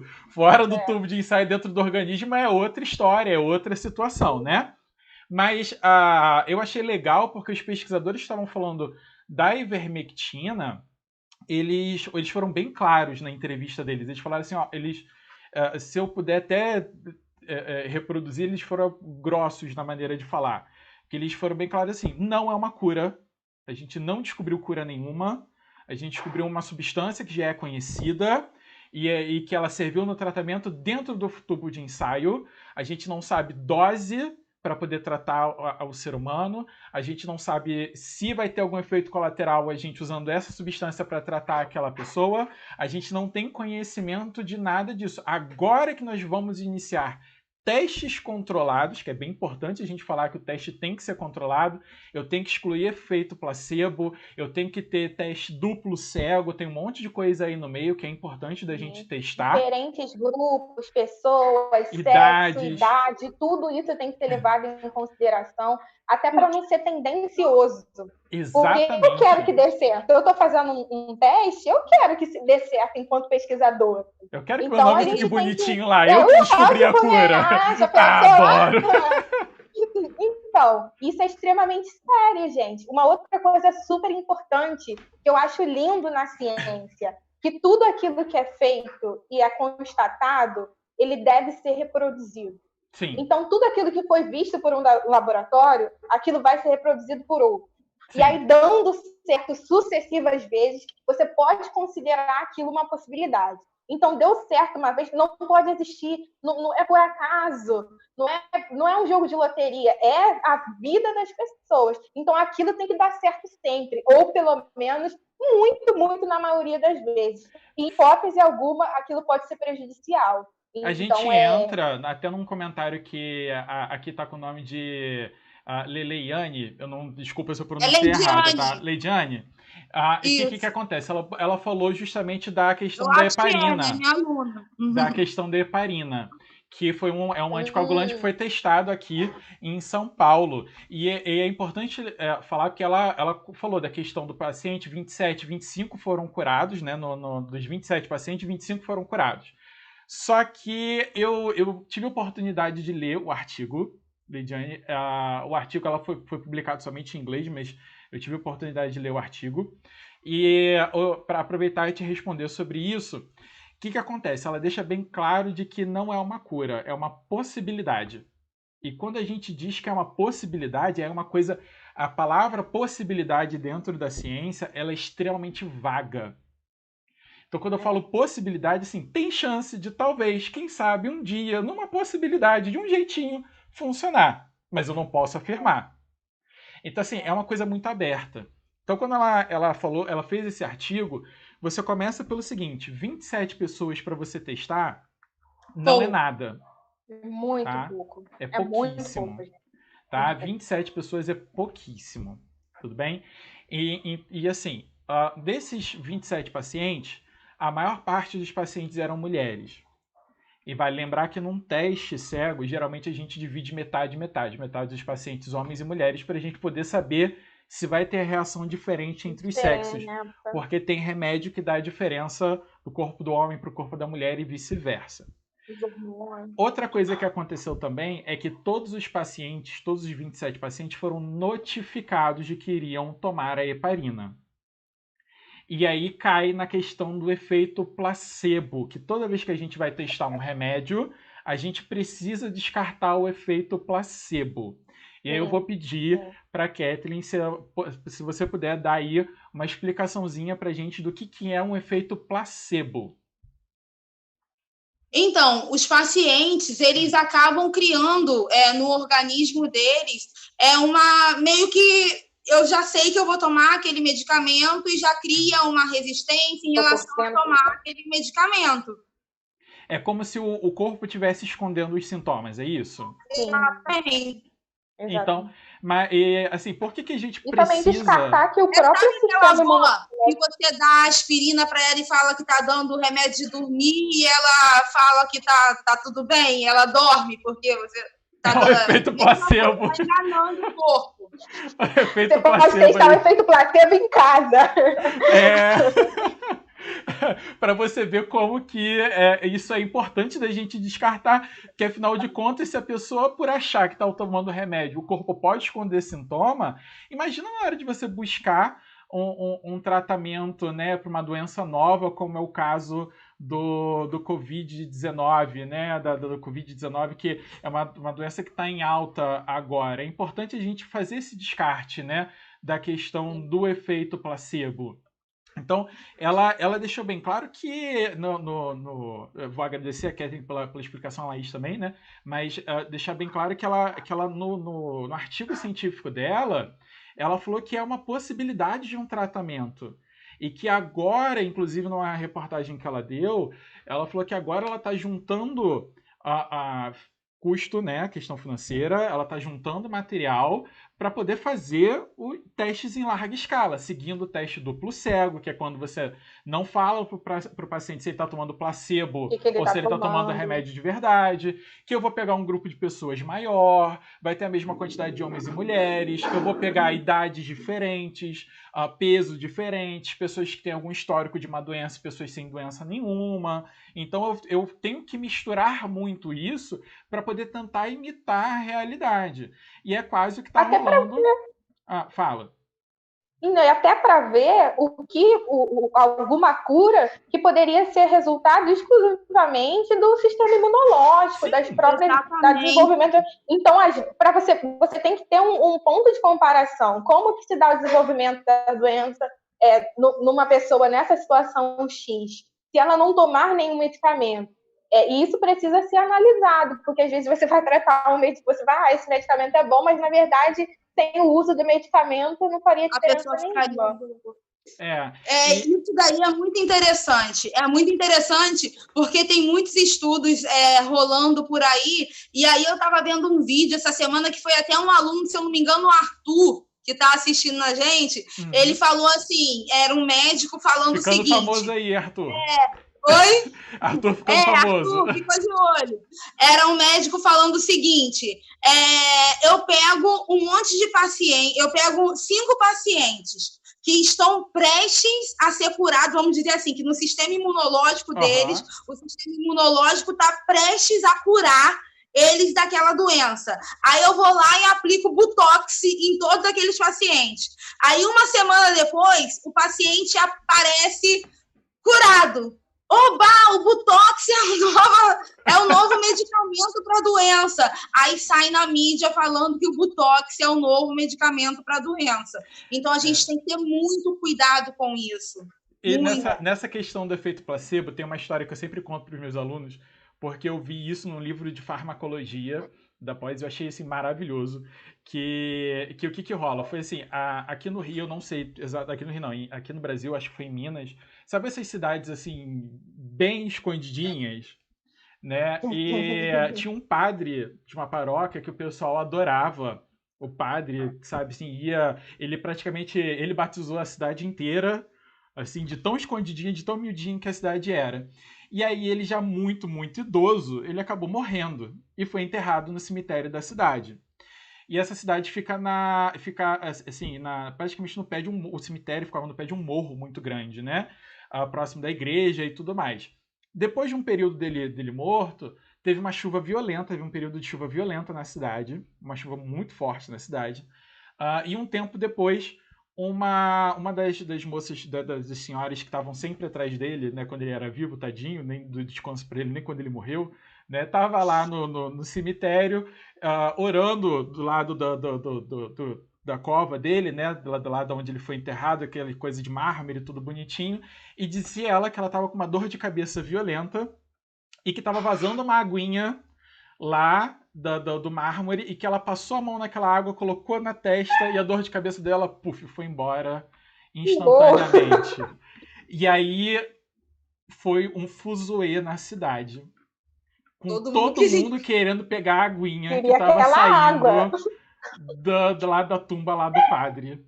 Veio gente de fora da cidade. Tinha gente enchendo garrafinha com essa água e vendendo. Você vê que brasileiro, ele vê a palavra limite, ele dá risada e passa. Ele não obedece, né? Vendendo a garrafinha lá com a água do padre. E aí isso foi ao ponto que chamou a atenção da igreja e foram pesquisar o que era. E descobriram que o tal do morro onde o cemitério era do lado, ele na verdade ele era uma pedra muito grande, uma rocha muito grande, e que ele era todo rachado por dentro. Quando choveu, a água foi por dentro da pedra, infiltrou por dentro da terra e vazou para dentro da cova do padre, que era feito de mármore. Então aquela água começou a encher lá dentro, misturou com o padre que estava se decompondo. Os gases de decomposição do padre, a cara da Laís foi ótimo. Os gases de decomposição do padre deram pressão e fez a água assim, a sopinha de padre morto começar a vazar. E que as pessoas estavam falando que tinha gente tomando banho, bebendo essa água, tá? Passando em tudo quanto era lugar. E que estava falando que estava ficando melhor. Depois foi pesquisar, ninguém estava ficando bem de nada. Era justamente por achar. Como uma contou a história de que passou lá a sopinha de padre na testa e ficou boa, os outros começaram a fazer e começaram a acreditar tão fielmente de que estavam melhorando que deu o efeito placebo. Eles começaram o corpo começou a esconder os sintomas por causa disso. Você imagina agora numa situação de uma pandemia generalizada como essa de Covid. Olha a situação. Né? Mano, pois é. Mas só por isso que é interessante. Estou visivelmente abalado. A fake news, as informações cruzadas, senão a gente enlouquece.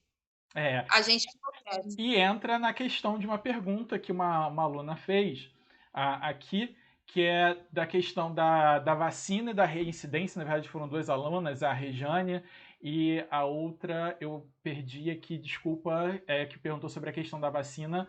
Se eu esqueci, não deu para lembrar teu nome na hora, me perdoe, mas eu lembro da tua pergunta, que é a questão da vacina e da reincidência da doença. Né? Do porquê que assim, o vírus ele precisa mutar para poder ter uma vacina, para a gente poder fazer uma vacina para ele.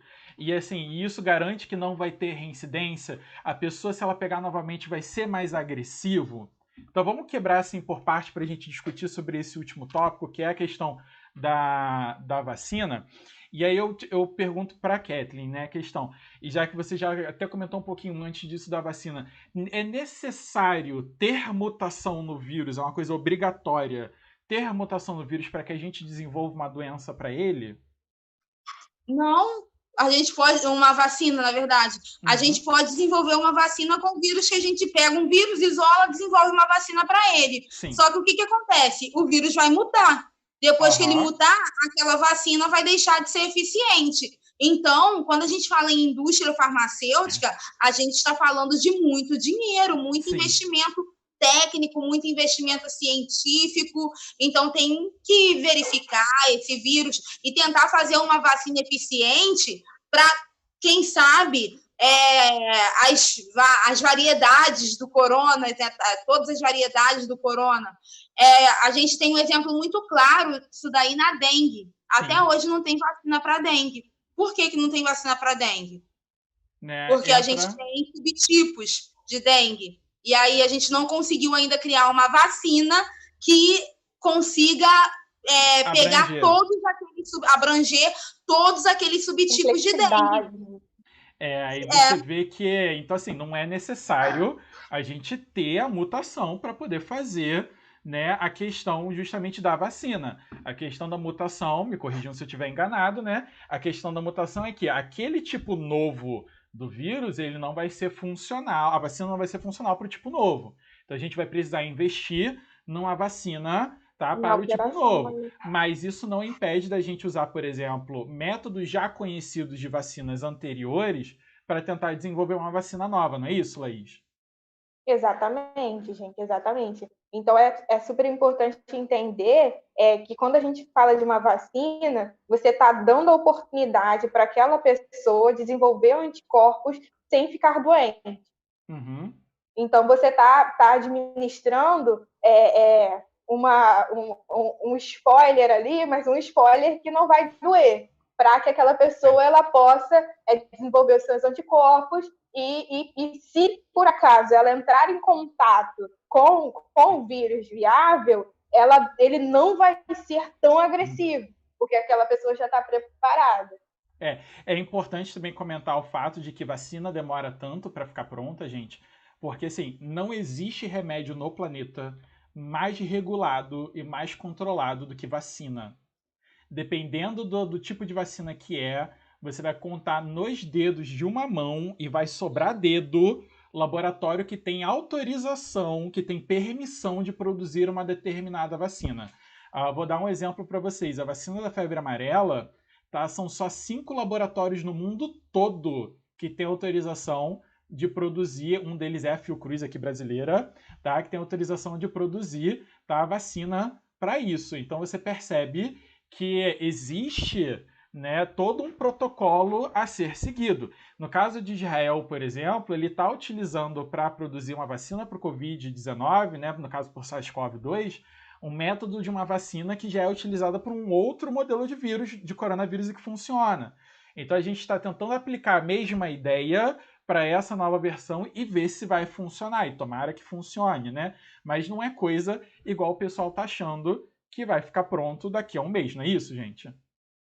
Exatamente.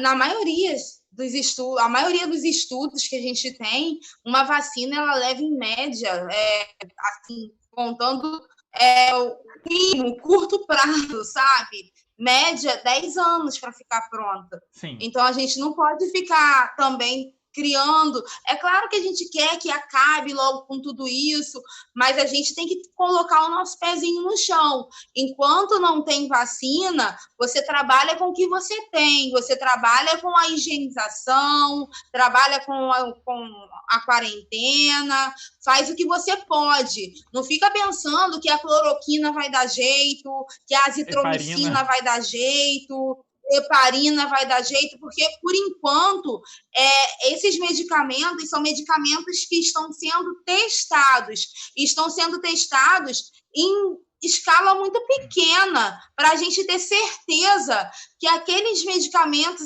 medicamentos vão dar resultados e não vão ter nenhum outro efeito colateral mais grave. Então, é uma situação que a gente fica assim, entre a cruz e a espada. A uma situação bem legal aqui, que ela botou assim, quando teremos uma vacina, então?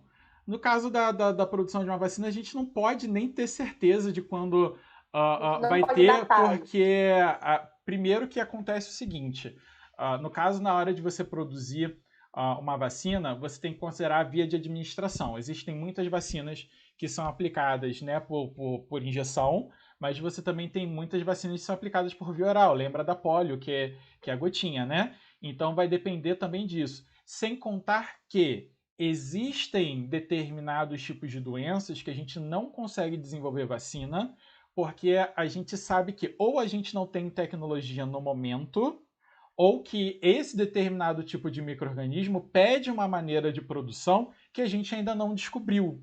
Então a gente fica impossibilitado de poder afirmar quando que a gente vai ter uma vacina. Foi o que eu comentei. A gente está usando técnicas que já são conhecidas para produzir vacinas de coronavírus, Tá? A gente está utilizando essas técnicas para ver se, para essa versão nova, ele vai funcionar. Mas agora, se vai funcionar com completa certeza, a gente não tem como afirmar. De aguardar. Tá legal? Eu acho uma coisa super importante a gente se cuidar, assim, no sentido de que cuidar enfim, teve a campanha da vacinação da gripe e as pessoas que são abrangidas por essa campanha tomar a vacina, para você ver, olha só a dificuldade que é para a produção de uma vacina, para que haja uma campanha, o quanto de investimento que há para que essa vacina chegue até você, até a mim, enfim, e para que a gente possa realmente aproveitar isso. Então, cuidar realmente da saúde para evitar se tornar um grupo de risco e também para evitar precisar de um hospital num momento de extrema complicação. Então, assim, às vezes você vai acabar... enfim, você não, alguém, né? Porque você não, você que está assistindo, você vai ficar bem, você vai ficar saudável, você vai ficar em casa, mas alguém aleatório ter alguma doença, ou sofrer um acidente, ou acontecer alguma coisa, vai precisar de um hospital. Às vezes é uma coisa simples, mas chega lá, entrar em contato com alguma pessoa infectada, então é um momento da gente se preocupar e evitar qualquer possibilidade de ficar frágil, de diminuir a eficácia do nosso sistema imunológico. Gente, novamente a gente vai precisar fazer aquela pausa rapidinho. É coisa rápida para a gente poder fazer a nossa última parte e responder algumas perguntinhas que pipocaram aqui. Tá? É a última vez que a gente vai fazer isso para a gente poder encerrar a nossa live de hoje. É rapidinho, tá? Coisa de 10 segundos. Espera aí. Não foge, fica aí. Ai, gente.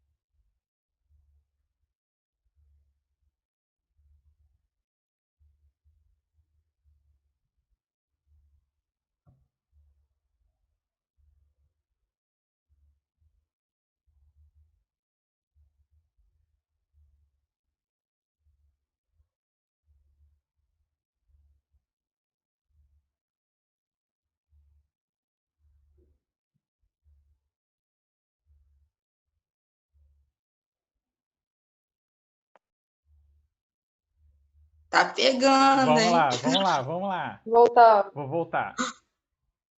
Voltamos, povo! Viu? Falei que era rápido. Então, para a gente poder fechar com essas perguntas, tá? Que rola? Primeiro teve uma pergunta que falou sobre a questão, novamente, da cloroquina com antibióticos para ajudar a tratar o Covid-19, se é fato ou fake, né? A Jo que mandou essa pergunta. Vou aproveitar e já vou responder, Jo. A gente conversou sobre isso. A cloroquina a gente não tem dados científicos que comprovem o uso. O que a gente tem, na verdade, agora é que a gente sabe que a dose da cloroquina no qual faria efeito, no qual seria o ideal para você poder tratar, oferece risco para o usuário, tá? Para quem está tomando remédio. E antibiótico é para bactéria, ele não é para vírus, tá? Vamos deixar isso bem claro aí, tudo bem? Uma outra pergunta, então. Então, a Neuzeni que mandou. Então, quando o paciente é constatado com o vírus e fica curado, você sabe que os médicos têm utilizado neles? No caso, quem está usando alguma coisa para se curar é a própria pessoa, Neuzeni. É o sistema imunológico dela. O vírus do coronavírus, assim como a gripe, me corrija se eu estiver errado, meninas, mas ele é tratado pelo próprio sistema imunológico. Tá? O que a gente faz é que a gente toma remédio para tratar os sintomas perfeitos. A inflamação, os corticoides que são tomados, eles são justamente para inibir a reação inflamatória. O protocolo dentro do hospital é a ventilação em casos mais graves e os imunossupressores corticoides para inibir a inflamação. mas o seu sistema imunológico que faz o trabalho. É porque a gente está falando de doença viral. Claro, existem doenças virais que a gente tem medicações que são os antivirais que funcionam, mas são muito específicos para aquela doença ali. O que rola é que o vírus ele é extremamente específico, então para você poder criar um remédio, o remédio também acaba sendo muito específico para ele, tá? Então a gente não tem uma medicação que sirva num grupo enorme, tá, de vírus. O que acontece é justamente o quê? Você tem uma situação aonde eu tô tratando os sintomas para que o corpo da pessoa consiga sobreviver e ganhe aquela batalha. É bem diferente aí. Eu não estou tratando a doença, eu estou tratando o sintoma dela para que o corpo da pessoa trate a doença. Não é isso, meninas? Isso exatamente isso. Tá? Para você evitar que chegue a sintomas mais graves. E aí a gente sabe que a única coisa que funciona agora é justamente a questão de prevenção. É a questão do isolamento, é a questão de lavar bem as mãos. E eu acho importante a gente comentar também, para a gente poder fechar, o pessoal que está comprando desesperado sabonete bactericida. O que vocês têm para falar sobre isso? Olha só, a Kathleen, ela gravou uma aula, né? Se eu não me engano, foi no Instagram. Eu acho que o Juan também falou sobre isso, sobre questão de bactéria, sobre célula bacteriana. Vírus não é um ser vivo, gente. Vírus não tem célula, ele é ali um conglomerado de proteínas, ele tem sim material genético, mas não é um ser vivo e ele precisa entrar numa célula para que ele possa usar o metabolismo da célula para realizar suas atividades.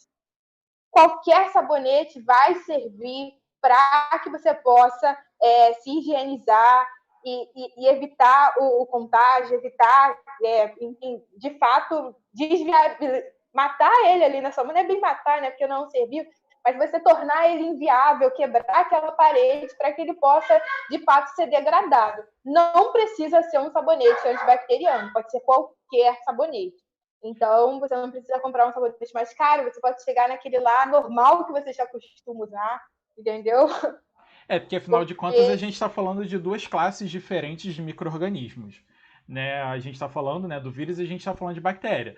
O antibiótico, ele é para matar bactéria, assim como o sabonete que a gente fala que ele é bactericida, antibacteriano, é para bactéria. Então a ideia dele é diferente de afetar vírus. Mas a ideia do sabão em si é você destruir o capsídeo, aquela cápsula que tem lipídio, que tem gordura do vírus. Não é isso, Kathleen?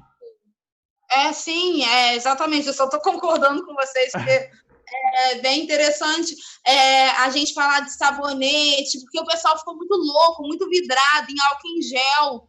E sabonete, lavar a mão quando você está em casa, é muito importante. E mais eficiente até. Mais eficiente, porque o sabão é como se você estivesse lavando uma louça cheia de gordura, você usa um detergente e você está quebrando aquela gordura. É o que você está fazendo com o vírus, está quebrando o vírus da sua mão. Quebrando, exatamente. Aí ele mandou uma pergunta: detergente junto com água sanitária serve, não é? Então, só o detergente. A água sanitária vai machucar a sua mão, tá? Ela é agressiva, vai machucar. Pode usar só o detergente, um sabonetinho, igual a Jo falou, um Protex da vida serve, um Palmolive serve, um Dove serve, qualquer sabonete serve. O importante é ser sabão para poder remover essa gordura. Água sanitária pode queimar. Isso. Tem uma dosagem da água sanitária, mas é importante lembrar e pensar do que a gente está falando. Então, por exemplo, é importante higienizar também. Quando você vai fazer suas compras, você vai lá protegidinho de máscara, você lava suas mãos, você evita o contato com o rosto, mas lembrar de higienizar todas as suas compras. Agora, o trabalho não é só tirar as compras, depois colocar no armário, a gente tem que higienizar tudo. Então, passar o que pode ser ensaboado, você ensaboa, o que você vai precisar passar álcool. Enfim, é bom lembrar disso também, porque lembrar que aqueles produtos que você está comprando, eles estavam expostos ali nas prateleiras e eles podem ter sido, enfim, Não tem como você avaliar que alguém que não teve contato, que eles não foram expostos a nenhum fluido enquanto eles estavam ali disponíveis. Então, lembra disso também. Então, gente, hoje a gente vai ficar por aqui. A gente teve esse bate-papo sobre a questão do coronavírus. A gente falou sobre pandemia, a gente falou sobre a curva epidêmica, falamos também sobre os novos remédios, métodos de proteção, tá? E a gente comentou também bastante sobre vacina. Espero que vocês tenham gostado. Tá? A gente vai programar outras coisas para a gente poder fazer para vocês, tanto individualmente quanto em grupo, mas a ideia é a gente fornecer esse material para vocês durante esse período de isolamento, porque eu sempre falo para vocês, e eu volto a repetir, da mesma forma que vocês estão confiando na gente no Sebrae, durante esse período de isolamento, vocês estão aqui com a gente procurando essa qualificação, vocês estão acreditando na gente, a gente também acredita em vocês durante esse período, tá, todo, e não só durante esse período também, mas também durante as aulas presenciais. Então a gente vai ficar por aqui, tá? Até a próxima, espero que vocês tenham gostado, tá? E aguardem que a gente vai trazer mais novidade para vocês, tá bom?